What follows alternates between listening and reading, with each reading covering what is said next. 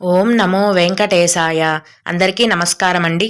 Welcome to my channel Tirumala talks. నేను మీ లక్ష్మీ పూజిత. తిరుమల యొక్క daily అప్డేట్స్కి స్వాగతం. తిరుమల దర్శనానికి సంబంధించిన లేటెస్ట్ అప్డేట్స్ కోసం మన ఛానల్ యొక్క టెలిగ్రామ్ గ్రూప్లో జాయిన్ అవ్వగలరు. ఆ గ్రూప్ యొక్క లింక్ అనేది ఈ వీడియో కింద డిస్క్రిప్షన్లో మరియు కామెంట్ బాక్స్లో ఇవ్వటం జరిగింది. ఈ వీడియోలో మనం ప్రస్తుతం తిరుమలలో ఏ దర్శనాలకు అనుమతిస్తున్నారు, అలాగే వైకుంఠ ద్వార దర్శనం టికెట్ల పరిస్థితి గురించి తెలుసుకుందాం. కనుక వీడియోని చివరి వరకు చూడండి. ముందుగా డిసెంబర్ 23వ తేదీ నుంచి జనవరి 1వ తేదీ వరకు 10 రోజుల పాటు తిరుమలలో వైకుంఠ ద్వార దర్శనం ఉంటుందండి. కాబట్టి ఈ 10 రోజులలో ఆన్లైన్లో కానీ ఆఫ్లైన్లో కానీ వైకుంఠ ద్వార దర్శనం టికెట్లు ఉన్న భక్తులను మాత్రమే దర్శనానికి అనుమతిస్తున్నారు.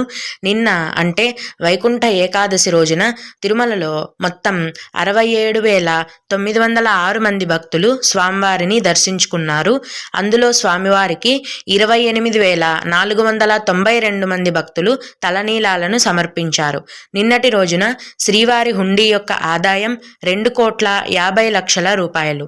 అలాగే వైకుంఠ ద్వార దర్శనానికి టికెట్లు తీసుకున్న వారికి దర్శనానికి 6 నుంచి 7 గంటల సమయం అనేది పడుతోందండి. అలాగే 300 రూపాయల దర్శనం టికెట్ల వారికి 5 గంటల సమయం అనేది పడుతోంది. వేరే ఏ రకమైన దర్శనం టికెట్లు ఉన్న వారిని కూడా దర్శనానికి అనుమతించారండి. ఈ 10 రోజులు కూడా ఆన్లైన్లో లేదా ఆఫ్లైన్లో వైకుంఠ ద్వార దర్శనం టికెట్లు తీసుకున్న వారిని, అలాగే శ్రీవాణి ట్రస్ట్ VIP బ్రేక్ దర్శనం టికెట్లు బుక్ చేసుకున్న వారిని దర్శనానికి అనుమతిస్తారు. ఈరోజు కూడా తిరుపతిలోని 9 ప్రాంతాలలో వైకుంఠ ద్వార దర్శనం టికెట్లను ఇస్తున్నారండి. ఈ రోజు రాత్రిలోపు కూడా టోకెన్లన్నీ పూర్తయిపోయే అవకాశం ఉంది. ఆధార్ కార్డు ఒరిజినల్ కానీ జిరాక్స్ కాపీ కానీ ఉన్న వారిని మాత్రమే ఈ వైకుంఠ ద్వార దర్శనం టికెట్లు అనేవి కేటాయిస్తారు.